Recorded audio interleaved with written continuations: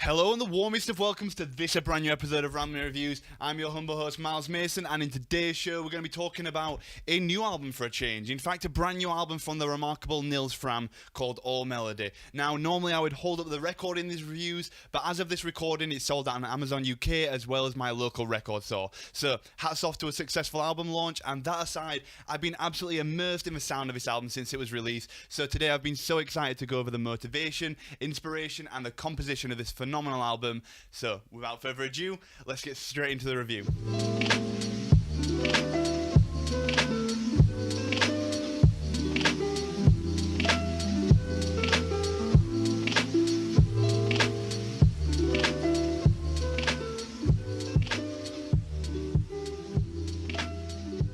Nils Frahm is a pioneering musician and composer coming out of Berlin, Germany, who found his passion for music through his time playing classical piano, expanding upon this with the wellspring of contemporary composers around, like possibly Ludovico Enduring, for example. Nils first began his career in music with his first two solo piano works, 2009's Winter Music and The Bells. Both albums that I've gone back and checked out, and honestly these projects give such a fantastic representation of the musical calibre and potential this gentleman has within. Now, after a series of really well received albums, including a really interesting improvisational album, 2015 Solo, that I'm yet to listen to, but I'm going to have to go back and listen to, as it was recorded with one take without any overdubs or anything, which is really dope. Now, after this, Nils found himself scoring for a number of films, including a German film called Victoria, that I will be sure to check out, as well as a short film he worked on with the epic musician and producer Woodkid, who you may know for songs like Iron and Run Boy Run. So, it's safe to say that prior to this album, Nils had a really productive and curious creative career that would bring him to this incredibly ambient and inspiring album, All Melody. Nilis's motivation appears from all the interviews and such that I could find on him to be of the most integral and inspired nature, and this is something that comes across so clearly in this album. Simply by listening to this project, you're brought into a world of incredibly elaborate beauty and psychedelic transience. In fact, I found a really decent quote from an interview where he dives into his musical motivation, expressing that I'm interested in how human beings react in certain situations, and what music does to people's emotions, and how we can change this. Change people's attitudes with tone. After I've played a good concert, people leave the room happy, and this is something we can give back to the world. Now, to me, as a musician myself, I find this to be the most inspiring quote, because that's what being a creative is all about to me. Giving back to the art form that has given so much to you, and in the case of Nils, that is the artistic world of music. And I find this to be such a beautiful thing to me about music. The lineage of musicians, those who take the inspiration they find in music through their life and give it back to the people through their own creative filter, contributing to the lineage and continuing the legacy of those musicians and music that came before them. In terms of the inspiration behind this project, it's all right there in the title. All melody. Now, before we continue, it seems fit to define that word. And the Oxford Dictionary defines melody as the aspect of musical composition concerned with the arrangement of single notes to form a satisfying sequence.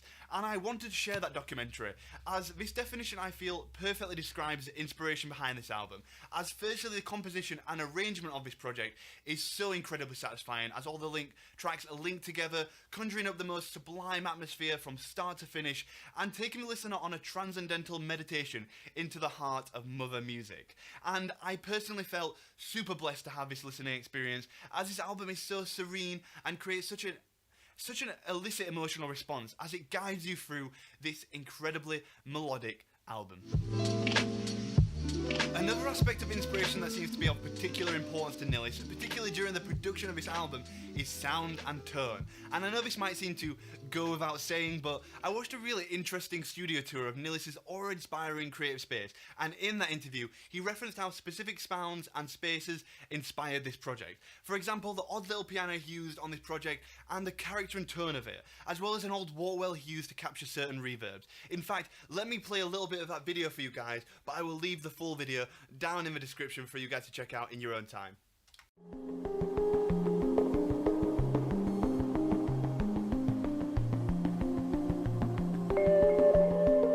I'm Nils Frahm. I'm sitting in the middle of my instruments, and this is where I make my music. We are in Funkhaus in Berlin, and this is Saal 3, which was made for classical chamber music. What is fascinating about this room, it is from 1956. Basically any acoustic environment you can imagine was set up here. We even have reverb chambers, which I was able to reconnect, so now I can use an actual analog acoustic chamber. I didn't only record here, but most of the music for the record was recorded here. I have a little other studio space on a beautiful island in the Mediterranean Sea. Germans know it, it's Mallorca. And there's a beautiful old well I have access to where I can record inside. And that well has an even more crazy sounding reverb than our Funkhaus reverb. And so I had to fly there sometimes to record certain sounds in that well, which was a whole lot of fun because it doesn't sound anything like a real reverb. It sounds very artificial, but it has a sense of physicality to it, which for me I think is the main inspiration, is purely sound. What I'm really interested in is physical feeling which sound can produce, and for me it basically comes from playing acoustic instruments. Now for the composition of this album, and that's where this project becomes even more interesting, as Nils applied his knowledge and understanding of classical and neoclassical composition to the modern styles of production and modern motifs of genres like electronic music. In fact, I can't help but make reference to the last album I reviewed on this channel, which was the soundtrack to the film Blade Runner, composed by the luminary Vangelis. I mention this album because it also demonstrates the fusion of traditional composition with modern musical technology, and Nils really helped to continue and reinvent this sound so superbly on this album, injecting his own inspiration and making the most interestingly diverse sounding album around right now. As I mentioned earlier, one of the things that really helped bring this project so perfectly together is how well each song bleeds into the next, building upon the sounds of this album as it's constantly evolving and progressing, with new aspects of sound that you might not expect blending in, like for example on the second song, Sun Song, where we get a really slow ambient build-up during the introduction, and then it erupts into an almost house music-like groove that comes from Nils' integration of analog drum machines into the sonic texture of this song. This again makes me think of the importance of electronic music to Germany, which has such a storied lineage of electronic artists like Kraftwerk and one of my favourite artists, Brian Eno, someone whose work on albums like 1983's Apollo, I feel provided a real authentic inspiration in the way that Nils approaches music, with the flow of the composition. And now one of the last little things to mention here is the production quality of All Melody, because the sound of this album is honestly unlike anything I've heard before. The presence and texture of everything on this album is so amazing, and honestly it's one of the best produced projects I have ever heard.